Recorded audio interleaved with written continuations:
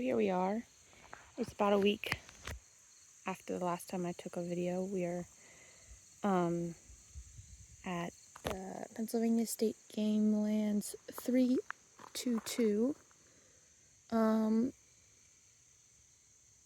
It is a nice, coolish, cooler than it's been for the last week, but still very dry Sunday afternoon. But the rest of the week looks like we're going to get some rain, which is very much needed because we haven't gotten rain in a couple of weeks, or we haven't gotten significant rain in a couple of weeks. And trees are kind of starting to show that. I mean, it's also the fact that it's almost, well, I guess it might be technically the first day of fall. It's September 21st. I'm not sure if it's the 20th or the 21st this year, but the trees also just look kind of sad. A lot of them look kind of droopy because this just hasn't been raining, and it's been kind of like this for a lot of the U.S. So I think parts of New Hampshire were in like extreme drought. So at least I don't live there. But we're going to try and ID some of these trees today. Starting with, I think I wanted to start with this one over here. It's definitely a type of hickory. Trying to see if I can find any nuts. I found a hickory nut. It's not that large, and the actual outside of the shell is pretty, I would say pretty thin compared to like some hickory nut pictures I've seen online. It's also got like a very pointed tip to it. So when I was here a couple weeks ago, I was between a mocker nut and a bitternut hickory. If you look at the leaves, it has like anywhere from like 2, 4, like 7 leaflets per leaf. I'm trying to get it to focus. But this one has 7, and it's turning a nice yellow shade, although some of them are, I don't know if this is due to it being fall or if it's due to it being so dry, but it's kind of dead leaves. The bark isn't really that, like I can't tell off bark yet either. It does have like an orange coloration in between the ridges. This one especially has that like orange coloration, so I don't know if that is helpful. I will say the terminal bud, I think I'll try and take a picture of this, but the terminal bud is quite large. So I was looking at this little sapling, some hickory as well. I think it's a hickory. But look at this cool ass caterpillar. Once again, my camera does not want to focus on anything, so I'll take a picture of this. So according to the internet, that caterpillar was a laurel sphinx. Sphinx, I don't know how to say that word. It's pretty cool. I'll probably add some information about that here because I don't know anything about it as of now. Here's another piece of a nut. I mean, honestly, the husk in this one seems a lot thicker.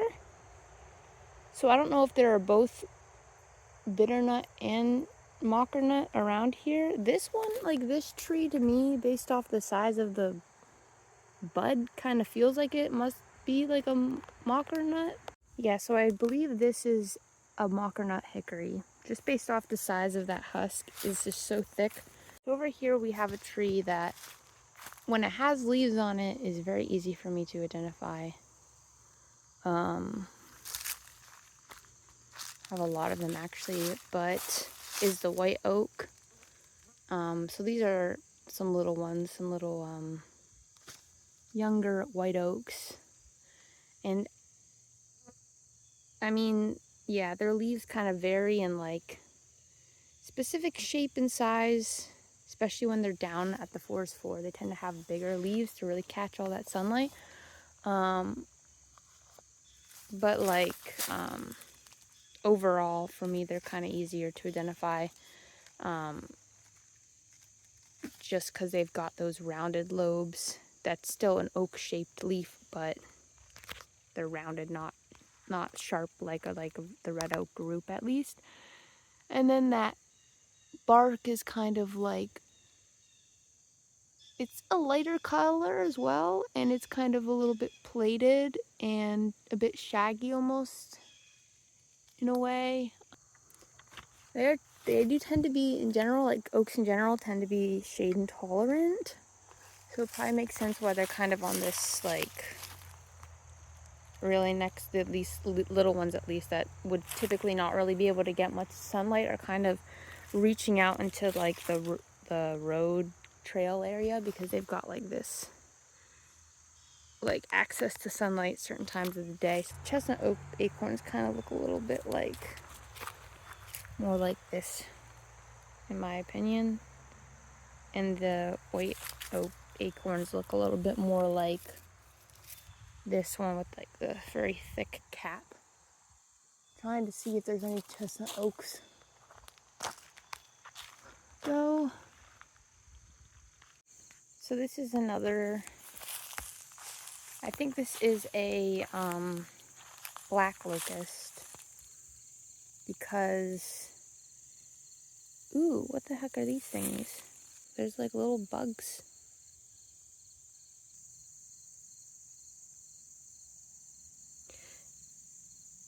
I'll look this up. I don't know what the heck I'm looking at, but I'll look this up and add some more information on what exactly I'm looking at. But anywho, back to the tree. I think I'm looking at a black locust, because honey locust usually has really tiny leaflets. And I don't remember the exact term of what a honey locust leaf compound, but it has like double compound leaves or whatever, whereas this one just has like compound leaves. So this is one leaf, and these are leaflets. But when you look at a honey locust, it's like they're extra. I don't know. And it also has like these thorns and such, and then we've got more of these little bugs on them. Got some thorns. But really, I'm only guessing this is a black locust based off those leaves. Not really based off the bark, because I don't know what a locust bark looks like, but here's some more of them. These are just little small ones. Form of the tree is kind of like almost bushy-ish. And these ones at least. Coming over here, I think last time I was here, I think I saw some sassafras. Here we are. I think this was a sassafras. Really pretty in the fall, in my opinion. I'm thinking, like I said, I think it's a sassafras, because most of these leaves on this tree are like, oop, that just fell right off, are just oval, like, and I always have so much trouble with just oval, like, I don't know what to do with oval. But then I see some of them, like a few of them, kind of have this mitten shape. Oops, that fell off too. The mitten shape, but it's like 1 in 20. But usually if I see like a mitten shape like this, and it's not poison ivy, or if I see the trilobe one, so it has one here and then a mitten on the other side, then I'm like, okay, that's probably a sassafras. And it's kind of forming that. Well, this one's not really forming much of a thicket. It just looks like there's this one, and then, oh, here's some more. Here's another. I think this is sassafras with that trilobed shape to the leaf. So yeah, it's kind of forming a bit of a thicket over here. Here's some more sassafras. So if it kind of just goes off on its own, it kind of forms more of this thicket. It's got like a very like reddish kind of, and I don't know if the leaves are making it look more red than it actually is, but the bark is kind of like, you can't really tell on this, but in reality it looks kind of orange or reddish. Certain times of the year it'll have like these purple little flowers on it, or not flowers, sorry, fruit. The flowers are yellow typically. It's always lovely to look closely at trees because you always see all these insects. Just every single tree I've seen so far, I feel like I've seen insect. I'm like, what is that? Because, you know, there's so many insects. There's another little bug. Insect, I don't know what to call it, okay? Please don't come after me, entomologists. I don't know insects. There we go. Wait.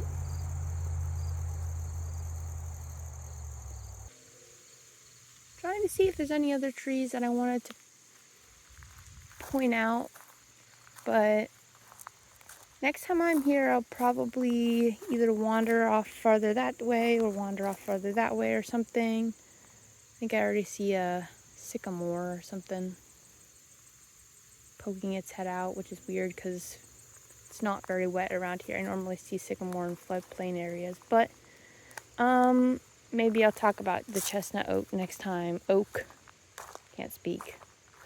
But for now, that's gonna do it. Thanks for tuning in once again. Hopefully I can get these videos up at some point.